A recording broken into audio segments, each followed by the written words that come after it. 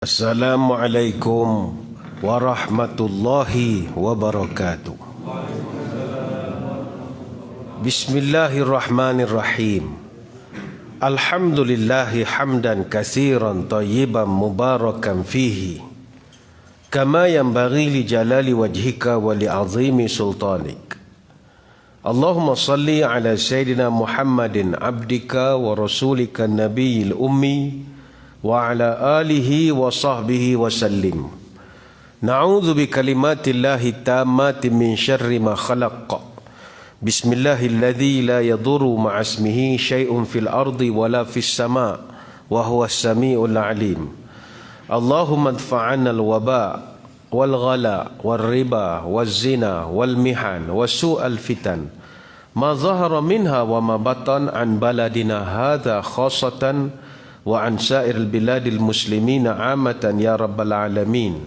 Nawaitu ta'alluma wa ta'lim wa tadhakkura wa tadhkir wa naf'a wal intifa' wal ifadah wal istifadah wal hasa 'ala tamassuki bi kitabillah wa sunnati rasulih wa du'a ilal huda wa dalalah 'alal khair ibtigha'a wajhillah wa mardatihi wa qurbihi wa thawabihi lillahi ta'ala. Allahumma raddina biqada'ika wa sabirna ala balaika wa auzi'na syukra ni'maika. Ya Allah, jadikan kami redha menerima takdirmu, jadikan kami sabar dalam menerima ujianmu, dan bimbinglah kami untuk sentiasa syukur kepada nikmatmu. Terima kasih Al-Fadil Tuan Pengacara Majlis yang saya hormati, para pegawai, ahli jawatan kuasa Masjid Abu Bakar Tanah Rata, seterusnya tuan-tuan guru, para alim ulama, para habaib, muslimin muslimat, hadirin hadirat, dan tak dilupakan yang kita raikan juga para pelayar yang menonton kita secara atas talian pada malam ini. Yang menonton dari utara, kita doakan moga sejahtera, yang dari barat moga dapat berkat, yang dari timur moga terus makmur, yang menonton dari selatan moga dapat keampunan. Alhamdulillah, pada malam ini saya diminta menyampaikan satu tajuk, moga-moga bermanfaat.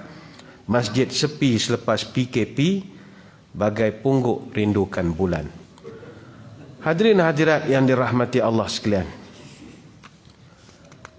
semua yang hadir pada malam ini saya kira adalah para pencinta dan juga para perindu masjid.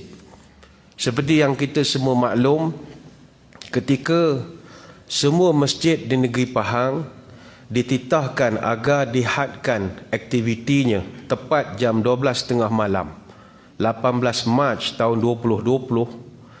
Ketika itu saya ingat lagi semua masyarakat buat karangan sedih dalam Facebook masing-masing. Julung-julung kali kita tak dapat mengimarahkan masjid.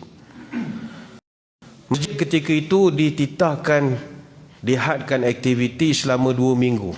Bermula daripada 18 hingga 31 Mac tahun 2020. Maknanya untuk kali pertama tidak ada solat Jumaat pada 20 Mac 2020 dalam sejarah negeri Pahang. Dan inilah kali pertama mana-mana masjid, termasuklah Masjid Abu Bakar ini pun, tiada didirikan solat Jumaat. Ketika itu ribuan jemaah menghantar emoji menangis dalam posting masing-masing. Page masjid padat dengan komen, semua muka sedih, sedih, sedih, sedih, sedih. 24 Mei tahun 2020, malam 1 Syawal, mencatatkan sejarah mana-mana masjid, termasuklah masjid kita ini, hanya 2 orang pegawai sahaja yang bertakbir raya, dan hanya 5 orang sahaja dibenarkan untuk sembahyang raya Aidilfitri pada keesokan harinya. Ribuan jemaah hantar emoji nangis lagi. Kali pertama sembahyang raya tak dapat diadakan. Semua orang sembahyang di rumah. Jadi khatib baca khutbah raya, pegang joran ada, pegang ayat 9 ada, macam-macam. 16 Mei tahun 2020, solat Jumaat kembali dibenarkan, namun secara by invitation saja. Maka ketika itu ratusan jemaah sumpah seranah masjid. Masjid bodoh, imam bodoh, bongok, invitation, kroni, masuk neraka, dajjal, macam-macam. 24 Mei hingga 7 Jun Banyak daerah-daerah di negeri Pahang ini telah dikenakan PKPD. Maka bila PKPD hanya 50 orang saja dibenarkan untuk sembahyang Jumaat, 12 orang saja untuk solat fardu. Ratusan jemaah menyumpah seranah masjid kerana dilihat tunduk sangat pada kehendak WHO. Sedap ayat dia masa tu. Freemason, Bill Gates, Cristiano Ronaldo, macam-macam nama lah disebut. Kita pun tak apa nak kenal.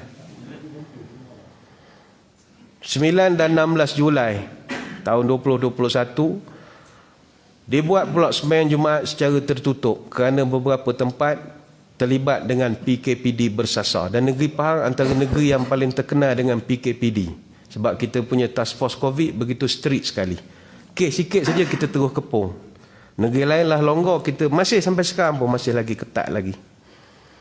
Jadi ketika itu bila masjid terpaksa ditutup semula, ratusan jemaah mengecam kerana dikatakan orang masjid, jabatan agama, pejabat agama lebih takut pada kuman banding takut pada Allah.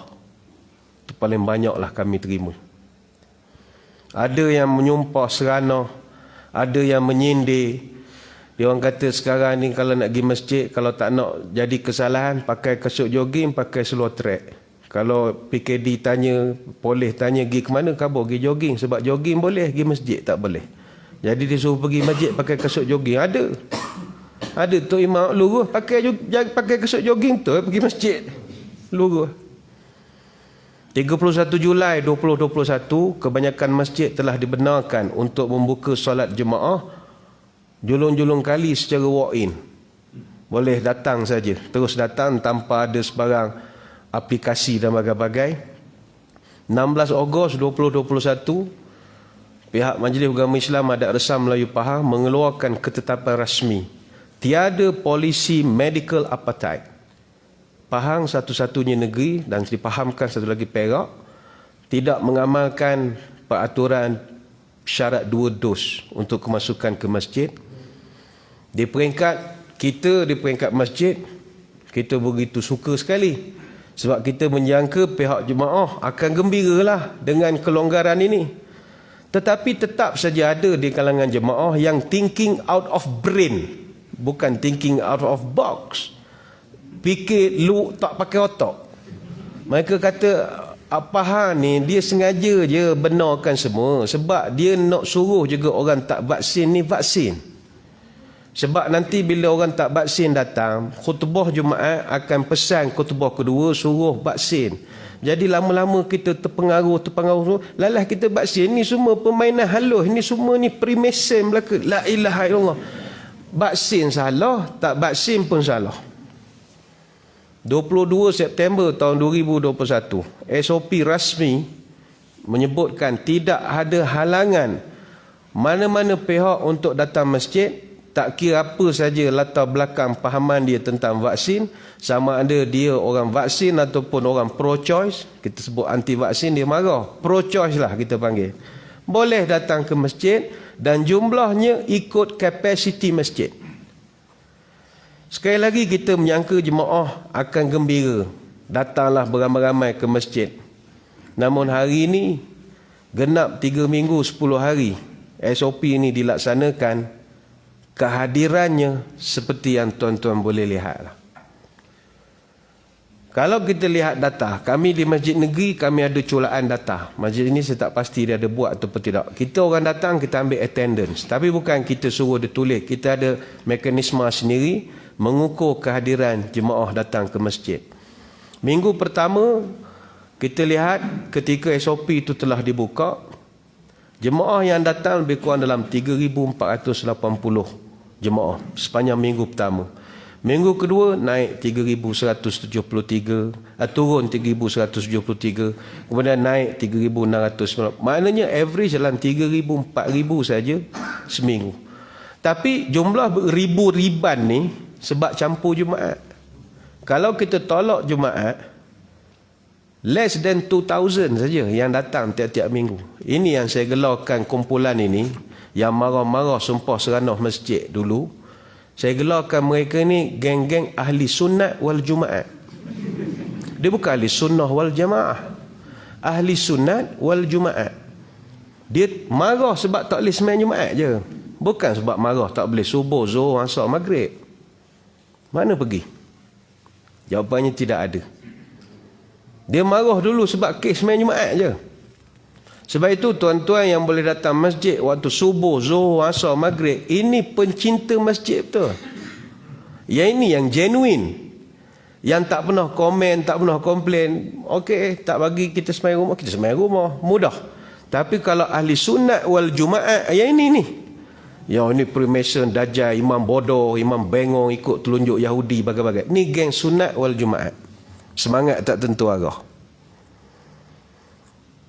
Kita nak mengajak seluruh muslimin muslimat. Datanglah ke masjid. Kita di negeri Pahang ni alhamdulillah tidak seketat beberapa negeri yang lain. Tetapi kami merasa agak duka cita campur dengan kelakar pun ada. Bila jumpa dengan beberapa orang yang tak datang dah ke masjid seperti biasa. Haji, ngapa tak datang dah ke masjid? Hari tu awak, dia umur lebih pada warga Mas. Kita warga Mas itu ada peraturan tak boleh datang masjid. Jadi dia marah-marah, telefon mufti, telefon mana, rata dia ngadu sampai ke MB. Tak dapat sembahyang Jumaat, marah. Okey lah, buat special punya tu, clearance masuk. Habis lepas dah tak ada had umur apa semua, tak datang juga. Bila kita tanya, Ji, kenapa tak datang lah, subuh ada, zuhur apa. Dia kata, kau malas dah pergi masjid Ustaz. Bawa pula, tak ada berkat. Bapak pula tak ada berkat. Soh jarak macam tanam pokok getah. Mana ada pahala sebayang. La ilaha illallah. Habis bila nak datang pula? Tunggu rapat esok kawan datang lah. Masalah bila nak rapat kan tuan-tuan? Kita tak tahu bila nak dirapatkan. Sebab itu ketika kita melihat Masjidil Haram dengan Masjid Nabawi dah pun rapat, kita hati berbunga-bunga. Oh, barangkali insya-Allah pihak berkuasa akan merapatkan sah lepas pada ini. Namun pertimbangan dari pihak MKN dan KKM, saya dengar ujung-ujung telinga, berbeza. Kerana Arab Saudi, kadar vaksinasi mereka 100%. Di Arab Saudi tidak ada pro-choice. Tak ada grup anti-vaksin. Tak ada. Hak berharap pergi istana buat memorandum, memang tak ada. Sana you tak nak vaksin, you keluar daripada Arab Saudi. You business, you tak ada vaksin, you lesen tarik. Dia begitu tegah. Jadi dia boleh buat macam-macam perubahan. Jadi atas hujah itu saya dengar ujung-ujung telinga, barangkali payah nak dapat. Wallahu a'lam. Kita tidak menafikan, ya, pihak masjid dan tuan-tuan sendiri bukan selesa sangat semayang macam tanam pokok getah. Begini bukan sedap pun semayang macam ini. Tetapi kalau kita nak menunggu semayang rapat baru datang masjid, rasanya dah meninggal dulu. Tak bila-bila ni. Meluruskan saf ada kepentingan. Itu kita tak boleh nafi. Jangan pula ada penceramah kata, tak apa semayang jauh ni, tak ada. Jangan. Merapatkan saf, meluruskan saf itu ada kepentingannya. Sebab itu dalam asar disebutkan, ma ra'aitu ahadan kana ashadda ta'ahudan lis-saffi min Umar. Kami tak pernah tengok orang yang begitu tegah tentang urusan saf sembahyang melainkan Sayyidina Umar Al-Khattab. Begitu strict dia tentang saf. In kana yastaqbil qiblata hatta idza qulna qad kabbara iltafat fa nadhara ila al-manakib wal aqdam. Kalau kami nak sembahyang dan bila dah qamat untuk sembahyang, Allahu Akbar, Allahu Akbar, Umar Al-Khattab akan pusing belakang, cek dulu ni. Cek dulu, rapat tak rapat. Umar Al-Khattab. Wa in kana yab'atsu rijalan yatruduna an-nas hatta yulhiquhum bis-sufufi. Umar Al-Khattab dia akan periksa. Mana ada sah yang bengkang-bengkok, mana sah yang renggang-renggang. Maka terkadang kalau dia sendiri tak dapat nak tegur orang belakang, dia hantar satu orang wakil dia untuk pesan pula orang belakang tolong rapatkan saf. Ini boleh rujuk dalam kitab Al-Musannaf. Imam An-Nawawi dalam kitab Riyadhus Salihin ada membicarakan 15 hadis dalam bab keutamaan saf pertama dan perintah untuk menyempurnakan saf pertama, meluruskan saf dan merapatkan saf. Itu memang ada. Tak ada orang boleh nafikan saf rapat adalah keutamaan. sunnah yang ditinggalkan. Ada 8 dalil yang digunakan oleh Imam An-Nawawi dalam bab ini, dan dia mulakan dengan satu hadis daripada Ibn Mas'ud radhiyallahu an, kana Rasulullah sallallahu alaihi wasallam yamsahu manakibina fi salati wa yaqul istawu wa la takhtalifu fatakhtalifa qulubukum. Nabi biasa akan mengusap bahu badan para jemaah yang nak semayang. Nabi betulkan dan Nabi kata luruskan saf. Jangan kamu renggang-renggang, nanti hati kamu akan renggang. Maknanya ada hadis-hadis itu. Cuma dalam konteks kita sekarang, kita ingin menjelaskan bahawa keputusan untuk mengadakan saf sebegini bukanlah keputusan yang dibuat oleh pihak masjid. Bukanlah peraturan yang dibuat oleh pihak Jabatan Agama Islam. Tidak. Tetapi dia adalah atas nasihat kumpulan pakar. Siapakah kumpulan pakar ini? Para doktor. Mungkin tuan-tuan akan cebik bibir. Layan ke doktor mampu kita ni ustaz. Jangan begitu. Tradisi ilmu Islam sangat menghormati keputusan doktor. Baik itu kalau kita lihat Imam Syafi'i rahimahullah, walaupun dia ulama besar, hafal ratus ribu hadis, tapi dia sangat hormat kepada profession dan authority doktor. Hingga kan Imam Syafi'i akan menyelaraskan setiap fatwa dan kajian dia dengan hasil kajian perubatan dalam rangkuman seluruh fatwa-fatwa dia. Sehingga kan Imam Syafi'i menjelaskan betapa mustahaknya profession kedoktoran. La a'lamu ilman ba'dal halali wal harami anbalu minat tibbi.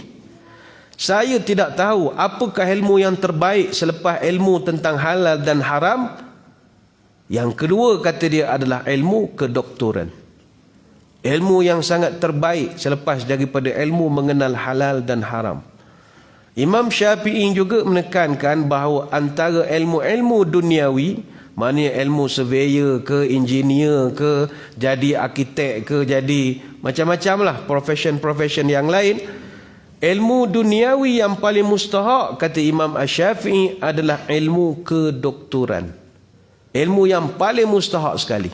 Sehingga kan kata Imam Syafi'i, innamal ilmu ilmani. Ilmu ni ada dua saja. Ilmu din wa ilmu dunia. Ilmu dunia, ilmu akhirat. Wa ilmu dunia fal ilmu allazi lid-din wal fiqh. Ilmu untuk agama ini adalah ilmu fiqh. Ilmu fiqh. Yang paling utama sekali adalah akidah. Yang kedua adalah fiqh. Wal ilmu allazi lidunya huwa at-tib. Dan ilmu duniawi yang terbaik sekali adalah ilmu perubatan. Maka kalau Imam Syafi'i menghormati profession kedoktoran, setakat kita Haji SPI lagilah kena hormat. Imam Syafi'i pun hormat, awak baru Haji SPI baru. Imam Syafi'i hormat. Imam Syafi'i hafal 300,000 hadis. Kita hadis 40 tak apa. Entah doktor siang malam. Berdoa doktor minum air 8 gelas. Cara ke doktor. Berdoa sangat. Kita kencing. Dia marah pula ke doktor. Doktor cek awak ni ada betul karang. Berdoa doktor ada betul karang. Dia santai dia orang ni. Dia marah pula ke doktor. Jangan. Imam Syafi'i apa ratus ribu hadis itu pun begitu hormat kepada doktor. Hingga kan kata Imam Syafi'i, la taskunanna baladan la yakunu fihi alimun yuftika an dinika wala tabibun yunabbiuka an amri badanika. Jangan kau duduk di satu negeri, satu kampung, satu daerah yang tidak ada dua golongan. Contoh kalau Cameron Highland, tuan-tuan jangan duduk Cameron kalau tak ada dua orang ini. Pertama kata Imam Syafi'i, ulama yang boleh memberikan penyelesaian masalah agama kamu. Masalah Quran, nak ngaji Quran, masalah orang meninggal nak urus, masalah agama lah, faraid misalnya. Dan yang kedua, wala tabibun yumbiuka an amri badanika. Golongan kedua, kalau tak ada engkau jangan duduk situ, adalah doktor. Kalau kampung tu tak ada doktor, jangan duduk situ. Sebab hanya doktor saja yumbiuka an amri badanika. Dia boleh cerita tentang badan kamu. kamu tak boleh makan, sakit perut, sakit sini angin sini, dia tahu sikit sebanyak. Ini boleh rujuk dalam banyak kitab Adabus Syafi'i wa Manaqibuh dan bagai-bagai. Hatta tuan-tuan perempuan sekalian, Nabi SAW pun sangat respect kepada doktor. Nabi sangat hormat kepada doktor. Nabi sendiri pernah menyarankan para sahabat, mana-mana yang sakit, supaya bertemu dengan seorang tabib orang Arab namanya Al-Haris bin Kaladah. Al-Haris bin Kaladah ini dia pernah belajar ilmu perubatan sampai ke Yaman. Dia pernah belajar mendalam tentang perubatan sampai ke Jandai Sabur di Parsi. Dia memang orang perubatan betul. Dan kata Sa'ad dalam satu riwayat, maridtu maradan atani Rasulullah sallallahu alaihi wasallam ya'uduni fawada'a yadahu baina sadbaya hatta wajadtu bardaha ala fuadi. Kata Sa'ad, aku pernah sekali sakit, dada payah nak menapah, rasa napas tak cukup nyawa. Ni kalau sekarang ni gejala lah tu, COVID lah, memang tak boleh menapah, payah nak menapah, nyawa tak cukup. Sekarang ni ada pula penyakit orang bandar, orang moden, apa ke, dia macam sakit anxiety, ada apa ke nama, ada satu macam satu gas tengah-tengah dada ni sebab banyak orang fikir, banyak orang apa, dia lalas dia jadi penyakit rupanya. Benda gegek dia, bahasa tu macam punya kampung sangat, tapi bahasa perubatan. Dia ada rasa sini, dia akan jadi payah nak menapah. Jadi Sa'ad pernah kena penyakit ini, dia datang jumpa Nabi, kata ya Rasulullah, payah nak napah, rasa kena tekan dada ke apa semua ni. Maka kata Sa'ad, Nabi pun letakkan tapak tangan dia dekat dada aku. Nabi ruqayah lah, Nabi baca apa semua. Sehingga kan kata Sa'ad, tangan Nabi tu rasa dekat dada aku macam keluar aura sejuk. Rasa macam air batu, sejuk je. Bardaha ala fuadi, rasa sejuk di dada aku. Kemudian Nabi pun sabda pada dia, faqal innaka rajulun maf'udun. Kata Nabi, awak ni ada masalah jantung ni. Oh, Nabi dia adalah, dia punya scanner dia, tak tahu macam mana scan dia tu. Awak ni jantung ni, tak jadi sakat jampi-jampi serapah jantung ni. Kena buat beluning ke benda yang patut lah, kena jolok dulu masuk wayar, benda patut lah, bukan benda boleh jampi serapah ni. Bukan benda jampi serapah ni. I'til Harith bin Kaladata akhan Saqifin fa innahu rajulun yatatabbabu. Kata Nabi begini, awak pergi berjumpa dengan satu orang namanya Al-Haris bin Kaladah. Dia duduk dekat kampung puak kabilah Saqif. Dia ni pandai perubatan. Awak pergi jumpa dia. Ini kena pakar dia. Ni hadis riwayat Abu Daud. Maka tuan-tuan, Nabi, kita duk belajar jampi serapah tip Nabawi. Nabi orang yang boleh mengubat. Nabi boleh mengubat orang. Nabi lebih pada tu dia boleh mengubat. Tetapi ada bab tertentu Nabi juga respect kepada orang perubatan. Maka adakah kita orang biasa ini takkan tak boleh memberi sedikit sekelumit penghormatan kepada orang perubatan, doktor-doktor ini. Dan mereka telah pun buat kajian begini dan begini. Ini hasil daripada pandangan mereka demi maslahah ummah. Cuma barangkali adalah kelemahan-kelemahan, insya-Allah boleh dipertingkatkan. Saya ingat benda ni dalam waktu terdekat akan ada perubahan. Di Jabatan Agama Wilayah Jawi dah pun keluarkan pekeliling. Soft sekarang dah dirapatkan dan ukuran jarak 1 meter itu bukan dikira daripada bucu sejadah lagi, tapi kepala saja. Dan makin rapatlah. Cuma faham belum keluar lagi. Tapi saya ingat kita menuju ke arah itu. Maknanya rapat lagi daripada masjid sini, dia punya jarak dia, sebab dia ambil pada kepala. Sebab sekarang isu 1 meter, orang khilaf di kalangan AJK masjid, kira bahu ke bahu ke ataupun bucu sejadah ke bucu sejadah. Itu yang banyak pertelingkahan. Tapi yang terkini di Jabatan Agama Wilayah, semua masjid-masjid dia di Labuan, di Putrajaya, di Kuala Lumpur, 1 meter daripada kepala ke kepala jemaah. Jadi makin rapat, makin rapat. Sebab itu benda ini sabar saja. Sabar, insya-Allah. Sabar itu subur. Enggak sabar masuk kubur. Sabar. Datang je lah masjid. Oh, tak nak datang lah, tak ada. Awak kalau banyak alasan, esok kalau soh rapat, tak nak datang. Ngapa tak nak datang? Malah tak boleh salam, tak ada berkat. Sampai bila nak pergi masjid? Alasan banyak. Sekarang payah lagi masjid, payah parking, tak ada. La ilaha illallah, sentiasa beralasan. Ini dia panggil geng ahli sunat wal jumaat ni tadi. Sentiasa beralasan. Yang kedua, isu orang selalu beritahu tak nak datang sangat ke masjid pasal soh renggang ini. Dia kata semayang renggang ni ustaz, tak ada pahala. Kita stadium pun tak ada, Gegar Berganza pun tak jarak ini. Kita pula jangan bandingkan benda-benda gitu. Renggang soh yang menyebabkan pahala tak pahala ni, saya nak jelaskan begini. Pahala ni tuan-tuan, hak prerogatif Allah. Allah boleh beri, Allah boleh tak bagi. Allah boleh bagi anytime to anybody. Walaupun orang tak beramal pun Tuhan boleh bagi.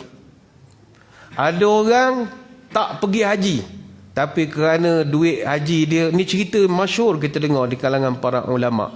Kerana duit simpanan haji dia tu, dia bantu pula orang miskin, Allah beri dia pahala seolah-olah dia menaikkan haji. Itu cerita biasa kita dengar.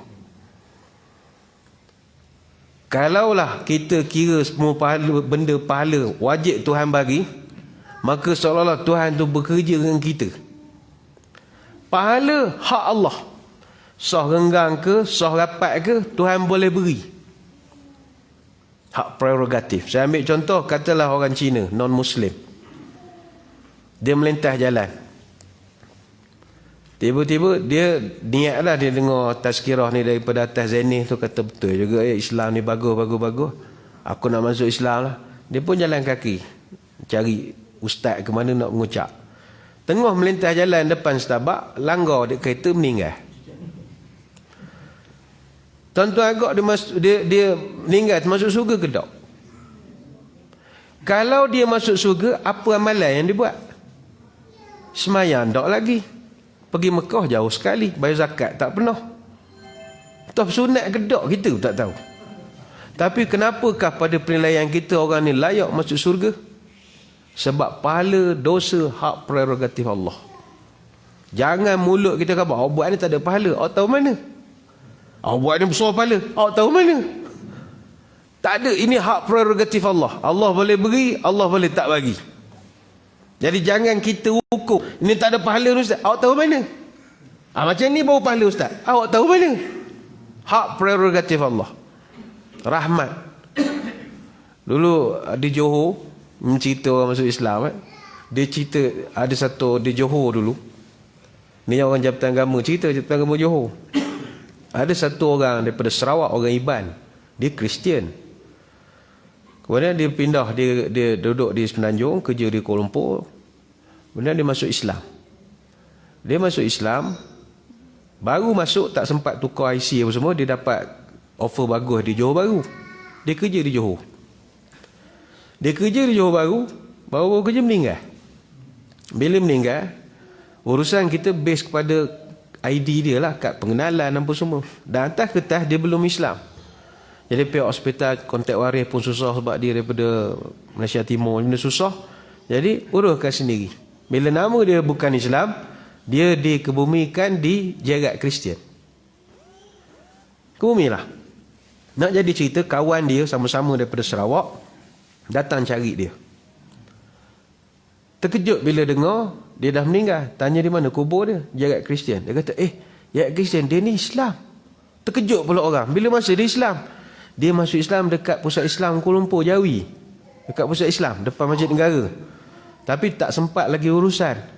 Saya memang tahu dia masuk Islam, saya kawan dia. Dah kelang kabut. Kontak ke pejabat agama, kontak Jabatan Agama, tanya Jabatan Mufti. Akhirnya Mahkamah keluar putusan, korek balik kubur. Masa tu jenazah ni dah tanam, kurang sehari cukup sebulan. Mana dah dalam kubur hampir sebulan. Dapat pengesahan daripada Jabatan Agama Wilayah pun cek dalam sistem memang ada dah angkat sumpah gini. Confirm dia Muslim, gali balik. Orang Jabatan Agama Johor cerita, ni kebesaran Allah. Budak ni dengan tattoo ngapa, kita tahulah orang belah sana ya. Ketika jenazah dia keluarkan daripada tanah tu, dia jenazah bukan cara orang kita lah. Orang kita kapan. Sebab dia agama lain ni dia pelik sikit. Dia pakai smart. Dia pakai baju kemeja dengan seluar sekali dengan tali pinggang. Baju putih, seluar hitam. Sebiji macam budak catering. Catering. Serve orang tu. Saya bila setiap kali tengok orang catering teringat cerita. Dia smart pakai. Tangan dia genggam kiri kanan lah. Dia tak macam kita sangat kiri kanan. Dan dalam genggaman tangan tu ada duit RM10.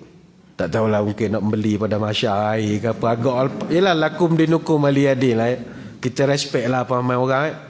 Ada duit.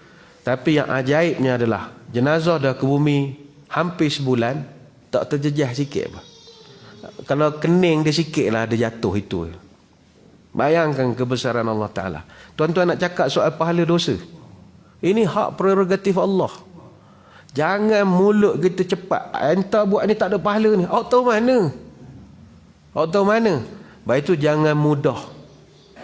Kita niat untuk menjaga masalah di dunia pun, tetap Allah kurniakan pahala. Wa may yurid thawabad dunya nu'tihi minha. Siapa yang nak mencari ganjaran dunia, kami akan beri. Wa may yurid thawabal akhirati nu'ti minha. Dan siapa yang mencari pahala akhirat pun kami beri. Surah Ali Imran ayat 145. Sementara lagi, maaf, kalau ada sini orang PKD ke orang hospital, doktor apa semua, maaf. Kita buat ini sebab kita terpaksa. Bukan terpaksa, kita dipaksa. Tuan-tuan, dalam hukum, orang dipaksa berdosa ke tak? Mana ada dosa? Dipaksa. Tuan-tuan semua dipaksa tak sah jarak gini? Dipaksa lah. Kalau tak buat, denda 1,000. Denda 1,000. Orang dipaksa tak ada dosa. Innama harrama alaikumul maitata waddama walahmal khinzir wa ma uhilla bihi li ghairillah famanitturra ghaira baghin wala adin fala ithma alaih.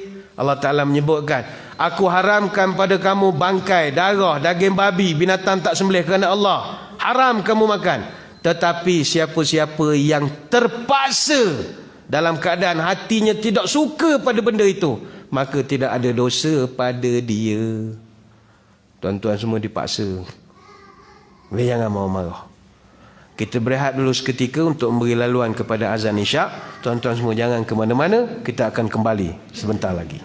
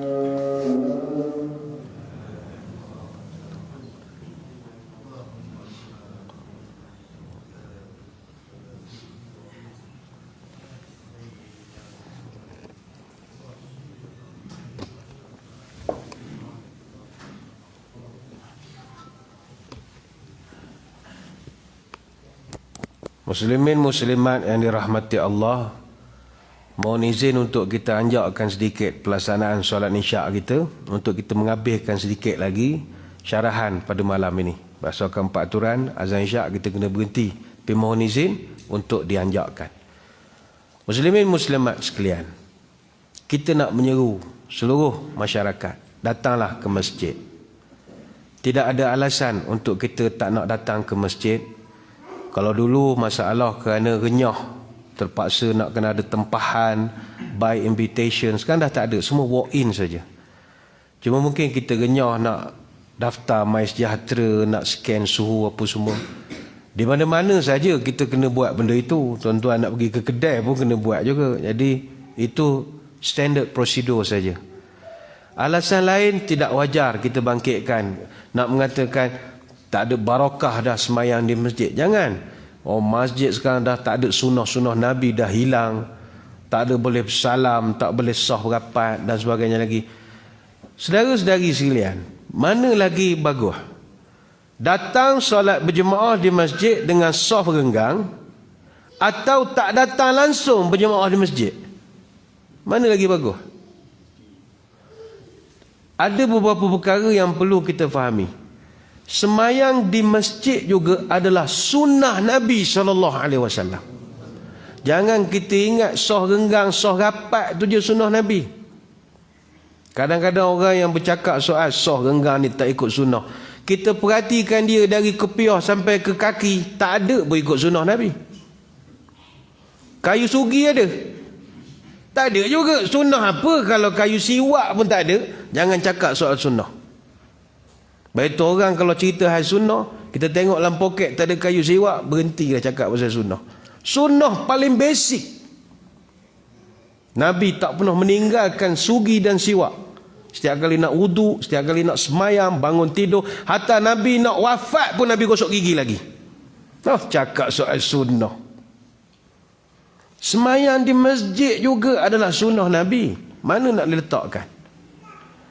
Lepas itu jangan terkejut, setengah ulama menghukumkan wajib semayang jemaah di masjid. Setengah ulama. Sebagaimana pendapat dalam mazhab Abu Hanifah dan juga Imam Ahmad. Mereka pegang kepada satu riwayat sahih. Abu Hurairah bercerita, ada seorang laki-laki OKU, cacat penglihatan, datang jumpa Nabi. Dia kata, ya Rasulullah, saya ni tak ada guide untuk pergi masjid. Tak ada caregivers yang boleh guide saya pergi masjid. Perjalanan tu agak susah, siapa nak bawa saya? Jadi boleh tak saya minta kelonggaran untuk saya ni diberi pengecualian semayang di rumah saja? Boleh ke tidak? Pada awalnya kata Abu Hurairah, Nabi lulus. Okeylah, semayang di rumah, tak ada masalah. Sian pula, siapa nak ngambil ngantar apa semua. Tapi kata Abu Hurairah, tiba-tiba bila orang tu nak balik, Nabi panggil. Sekejap, main sekejap. Hal tasma'un nida'a bis salati? Minta maaf nak tanya, awak dengar tak azan daripada masjid kat rumah? Kata lelaki tu, na'am, saya dengar ya Rasulullah. Nabi jawab, fa'ajib, minta maaf, awak kena datang masjid. Selama mana kamu boleh dengar azan, kamu kena datang masjid. Hadis riwayat Imam Muslim. Sebab itu setengah mazhab mewajibkan semayang di masjid. Mujur kita tak sekeras itu. Bahkan ada hadis yang lebih keras. Nabi SAW menyebutkan orang yang meninggalkan semayang berjemaah di masjid adalah original munafik. Full spec. Original betul. Hadis panjang daripada Abdullah bin Mas'ud. Man sarrahu an yalqallah ghadan musliman falyuhafiz ala haula'i salawati haitsu yunada bihinna. Siapa yang nak berjumpa dengan Allah pada hari kiamat dalam keadaan sejahtera dan selamat, maka hendaklah dia menjaga semayang berjemaah di mana saja dia mendengar azan berkumandang daripada tempat itu. Nah, kita dengar azan daripada masjid Tanah Rata, kena datang di mana azan itu bunyi. Pergi ke Berincang, dengar azan, mesti semayang di tempat azan itu berkumandang. Walaqad ra'aituna wa ma yatakhallafu anha illa munafiqun ma'lumun nifaq. Dan kata Nabi, aku menganggap siapa yang tak hadir untuk semayang berjemaah bila dia boleh dengar azan, ini adalah munafik yang jelas munafiknya, kata Nabi. Hadis Muslim. Mana lebih kerah? Ada tak hadis mengatakan sembahyang renggang munafik? Tidak ada. Tapi tak datang sembahyang berjemaah munafik? Jelas hadisnya. Pilihan di tangan kita. Datanglah masjid. Ini arahan dan perintah daripada Nabi SAW. Dan Ibn Mas'ud sendiri lebih keras sekali pernah mengatakan, walau annakum sallaitum fi buyutikum kama yusalli hadzal mutakhallif fi baitihi la taraktum sunnatun nabiyyukum walau taraktum sunnatun nabiyyukum la dalaltum. Kata Ibn Mas'ud, sekiranya kamu masih bertabiat sembahyang di rumah, maka percayalah kamu telah meninggalkan petunjuk Nabi. Siapa yang meninggalkan petunjuk Nabi pasti sesat, kata Ibn Mas'ud. Pasti sesat. Datanglah ke masjid. Kita kalau payah nak ke masjid, akibatnya buruk. Apakah akibat yang paling mudah sekali, yang paling kita khawatir berlaku? Kita mudah diganggu syaitan. Orang yang jarang pergi ke masjid ni. Hadis panjang daripada Abu Darda, ma min thalathatin fi qaryatin wala badwin la tuqamu fihim salatu illa qad istahwadha alaihim syaitan. Mana-mana kumpulan yang jumlahnya 3 orang duduk dalam sebuah kampung, mana-mana rumah, tidak mendirikan sembahyang jemaah, nescaya mereka akan dikuasai syaitan. Ni nasihatkan pada orang yang nak duduk homestay, tuan-tuan tu pesankan begitu. Awak duduk serumah lebih pada 3 orang.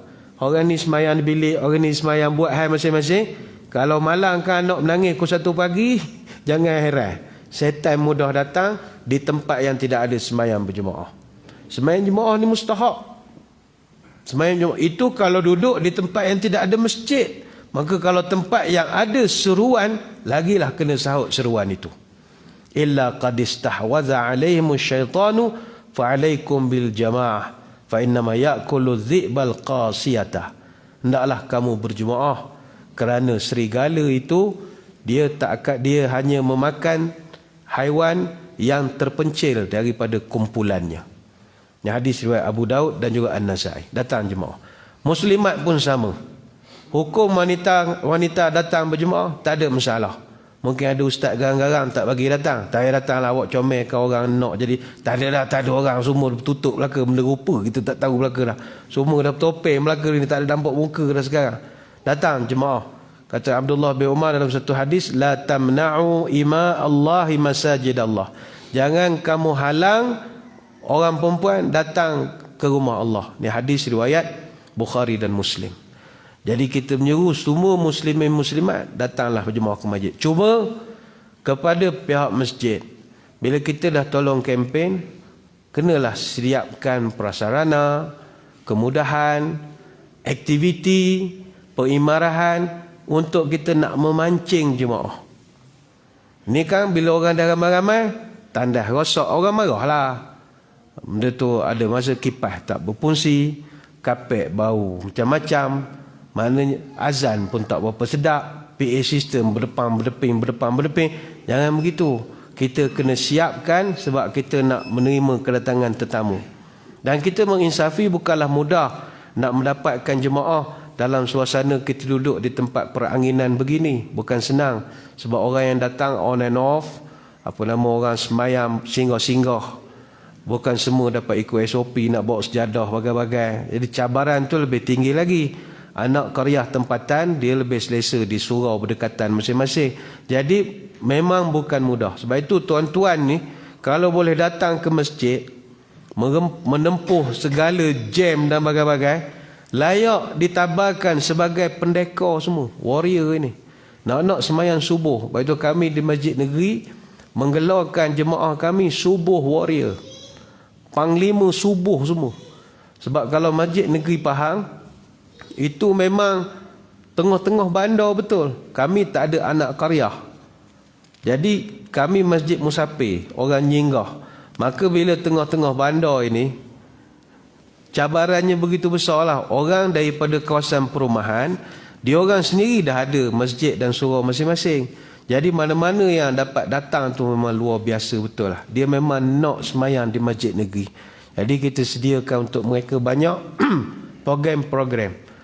Wallahu alam, kok masjid ni nak tiru boleh je tiru. Ada beberapa program yang kita buat. Antara sebab dulu kita mikir macam mana nak meramaikan orang sembahyang subuh. Zuhur, Asar tak ada masalah sebab kami keliling pejabat, SUK, bank, kedai macam-macam. Tapi pagi macam mana kami nak dapat jemaah? Lantas kita create satu program. Saya ingat masjid ni pun boleh buat. Ramai orang minat sebenarnya. Dia panggil program Khatam Subuh. Khatam Subuh ini adalah kita pastikan jemaah khatam 30 juzuk Quran menerusi sembahyang subuh saja. Biasanya pelaksanaannya memakan masa 8 bulan. Hari-hari sembahyang subuh, imam akan baca satu makra'. Satu makra' ni tak panjang. Satu muka suku, satu muka setengah. Kalau orang cinta Quran ni mainan, satu muka setengah ni biasa saja. Jadi satu juzuk terdiri daripada 8 makra'. Jadi setiap 8 hari kita akan khatam satu juzuk. 8 hari satu juzuk. 8 hari satu juzuk. Kami di masjid negeri dah pun sampai ke juzuk 24. Makra' yang kelima kalau tak salah.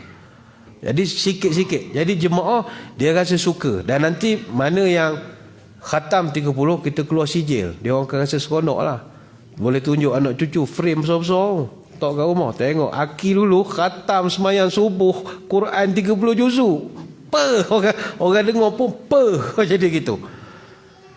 Semayang subuh yang boleh buat. Maghrib payah nak buat. Maghrib kalau buat gelisah jemaah. Semua orang nak balik dah. Subuh biasanya orang dia santai-santai, linang gitu ya. Lepas tu kita buat program qiraat subuh. Banyak kita tackle subuh lah. Subuh ini kita ajak jemaah merasai pengalaman baru, menghayati pembacaan qiraah mutawatirah yang berbeza-beza setiap hari. Kita berkenalan dengan bacaan yang banyak, mengikut qiraat Imam Nafi', riwayat Imam Warash, qiraat Imam Al-Kisai, riwayat Imam Abul Harith, dan sudah pasti qiraat yang paling orang tunggu-tunggu, qiraat Imam Hamzah, riwayat Imam Khalaf. Benda ini orang ada pernah tahu, pernah dengar, tapi praktikal tak ada. Jadi kalau jemaah boleh, kalau imam boleh buat, jemaah seronok. Imam jangan susah hati pula, bukan suruh tu imam tu yang buat. Kita jemput orang yang pandai ramai, anak-anak kita ramai. Kalau buat qiraat subuh pun tak ramai lagi orang, khatam subuh pun tak ramai lagi orang, kita buat cabutan bertuah sajalah, lagi senang. Mana tuan-tuan datang semayang masjid subuh, lepas semayang sila selok sejadah masing-masing. Mana yang bertuah dapat RM50. Itu pun ramai juga. Kita duduk masjid ni mikir macam mana nak memang pungguk rindukan bulan tu. Kita memang rindu pada jemaah sebenarnya. Sebab masjid tak ada erti tanpa jemaah. Tak ada harga, tak ada nilai. Kita masa PKP berbulan-bulan, masjid tak boleh buka. Sebenarnya masjid tak pernah tutup. No such thing masjid tutup. Itu tak betul. Orang selalu kata, ni lah pun nak jadi dajjal, nak kiamat, masjid tutup. Masjid tak tutup. Dihadkan aktiviti. Dia panggil pengehadan aktiviti. Masjid masih berfungsi, masih azan, sembahyang fardu masih dijalankan oleh pegawai masjid saja. Tapi tak ramai, 3 orang, 4 orang, 3 orang, 4 orang. Bila kita tengok tak ada jemaah, kita rindu. Sebab yang menjadikan masjid ni berseri-seri adalah jemaah dia. Tapi sekali lagi, masjid mesti buat persediaan. Tanda paip kena betul, jangan buka tak ada air, flash tak boleh terajam pintu dia orang habis pecah saja. So, pastikan semua bagus, barulah ada timbal balik. Jadi kepada muslimin muslimat, ayo datang ke masjid, teruskan istiqamah. Istiqamah memang susah. Kita tak ada orang nafikan istiqamah ni benda yang susah. Hatta Nabi SAW sendiri dalam satu riwayat, kata Ibnu Abbas, ma nuzila ala rasulillahi ayatan hiya asyaddu wala asyaqqu. Tidak adalah satu ayat yang turun pada Nabi melainkan satu saja ayat Quran yang menyebabkan rambut Nabi jadi beruban. Nabi dapat 1000 ayat, tak boleh challenge ada satu ayat ni, kata Ibn Abbas, bila turun pada Nabi putih rambut Nabi. Sehingga kan qala li ashabi hina qalu lahu, para sahabat tegur, ya Rasulullah, laqad asra'a ilaika syaib. Bapa makin putih, sideburn ni semua makin banyak uban ni, apa hal ni? Kata Nabi, syayabatni Hud wa akhwatuha. Saya ni jadi beban dek kerana penangan surah Hud, kata Nabi. Ni hadis riwayat At-Tirmizi. Apakah ayat itu? Surah Hud ayat ke-112. Fastaqim kama umirta wa man taba ma'ak wa la tatghaw innahu bima ta'maluna basir. Wahai Muhammad, istiqamahlah kamu sebagaimana orang dahulu istiqamah. Wala tatghaw, jangan kamu melampau batas, jangan mengada-ngada, kata Allah Ta'ala. Sesungguhnya aku melihat apa yang kau buat. Nabi putih rambut bila suruh istiqamah ni. Istiqamah memang susah. Kita dulu Ramadan 2 tahun lepas, ni tahun 2020 BC lah, before COVID. Ni tahun lepas tak ada orang juga. Jemaah ramai, siap malam orang iktikaf baring macam-macam. Tapi masuk Syawal mana ada orang lagi dah. Istiqamah susah. Sampai setengah masjid pasal buat banner pula, mencari orang hilang. Tidak boleh. Sekian sebagai maklumat, sila maklum. Kali terakhir ditemui Ramadan. Ada setengah masjid Kuala Lumpur buat. Kita tak tergamak nak buat begitu. Istiqamah memang susah. Yang senang istirahat. Itu senang. Istiqamah susah. Sebab itu tanda amalan diterima ni, kata Nabi, min sawabil hasanati al hasanatu ba'daha. Kalau kau nak tahu amalan kau diterima, tandanya adalah kau akan melakukan amalan yang lebih lagi daripada yang pertama. Contohnya orang puasa Ramadan. Macam mana tuan-tuan nak tahu tuan-tuan puasa Ramadan diterima Allah? Tandanya adalah lepas habis Ramadan, tuan-tuan sambung pula puasa 6. Itu tanda orang diterima puasa dia. Bukanlah orang yang tak puasa tak diterima amalan. Tak. Min sawabil hasanatu al hasanatu ba'daha. Sama juga macam mana kita nak tahu amalan kita masa di Mekah umrah diterima Allah. Mudah saja. Kalau masa di Mekah hari-hari pergi Masjidil Haram, balik ke Malaysia haram pergi masjid. Tak ada lah. Macam mana kau tak ada konsisten? Ayo muslimin muslimat sekalian, hidup di dunia penuh cabaran. Patah semangat, binasalah badan. Hidup di dunia godaannya banyak, hilang semangat, maruah tercampak. Hidup di dunia banyak masalah, lemah semangat, hidupkan susah. Bila semangat sudah patah, sebarang ibadah takkan disudah. Bila semangat sudah layu, masuk gelanggang mendapat malu. Bila semangat sudah padam, ke darat sesat, ke laut karam. Bila semangat sudah melemah, duduk berunding patahlah lidah. Bila semangat sudah hilang, alamat hidup diperhamba orang. Bila orang kehilangan semangat, hidupnya itu bagaikan mayat. Bila semangat sudah lari daripada hidup, baik jelah mati. Bila semangat kuat dan kukuh, sebarang kerja takkan tertangguh. Bila semangat sudah berkobar, menghadapi musuh takkan gentar. Bila semangat sudah menyala, sebarang kerja takkan tergendala. Bila semangat sudah menggebu, dicampak, dicabar, tidak akan layu. Ayo semangat, datanglah ke masjid. Walaupun sejuk, susah, cari parking payah, datang sajalah. Kepada yang menonton di rumah dia pun, sudah-sudahlah menonton di rumah, datang ke masjid pula. Lepas itu saya, masjid saya tak beri buat live-live begini. Tapi dia dah pacak lagi, saya nak marah. Live begini menyebabkan orang tak datang masjid lagi. Lainlah awak menonton dari Perak, dari Kuala Lumpur, cerita lain. Ni menengok mana taman sedia. La ilaha illallah. Orang lain cari parking sejuk bagai benda. Awak menerak di rumah tengok. Tak betul. Marah selalu. Habis itu maksudnya. Moga-moga apa yang kita bincang ni memberi manfaat kepada kita bersama. Sekali lagi saya mengucapkan ribuan terima kasih kepada pihak pengusaha masjid yang sudi untuk mendoakan saya menyampaikan syarahan pada malam ini. Mohon maaf sebarang kekurangan. Moga-moga kita bertemu pada lain-lain kesempatan. Sebelum berpisah, marilah kita menadah tangan berdoa. Moga pertemuan dan majlis kita ini diberkati oleh Ilahi. A'udzubillahi minasyaitonirrajim. Bismillahirrahmanirrahim. Allahumma rzuq baladana Pahang Darul Ma'mur khasatan wa saira biladil muslimina amatan as-sakha wan nama war rakha. واحفظها بحفظك من كل مكروه يا رب العالمين. اللهم إنا نعوذ بك من البرص والجنون والجذام ومن سيء الأسقام ونعوذ بكلمات الله التامات من شر ما خلق. يا كافي يا شافي يا وفي يا حميد يا مجيد ادفع عنا كل تعب شديد واكفنا من الحد والحديد والمرض الشديد واكشف عنا من البلاء ما لا يكشف غيرك اللهم إنا نستغفرك إنك كنت غفارا تحصنا بذي العزة واعتصمنا برب الملكوت وتوكلنا على الحي الذي لا يموت اللهم اصرف عن ولاية Pahang دار المأمور وماليزيا وسائر البلاد المسلمين هذا الوباء وقنا شر الداء ونجنا من جميع أنواع البلاء بلطفك يا لطيف إنك على كل شيء قدير سبحانك اللهم وبحمدك نشهد أن لا إله إلا أنت نستغفرك ونتوب إليك وصلى الله على سيدنا محمد وعلى آله وصحبه وبارك وسلم والحمد لله رب العالمين وبالله التوفيق والهداية والسلام عليكم ورحمة الله وبركاته والله أعلم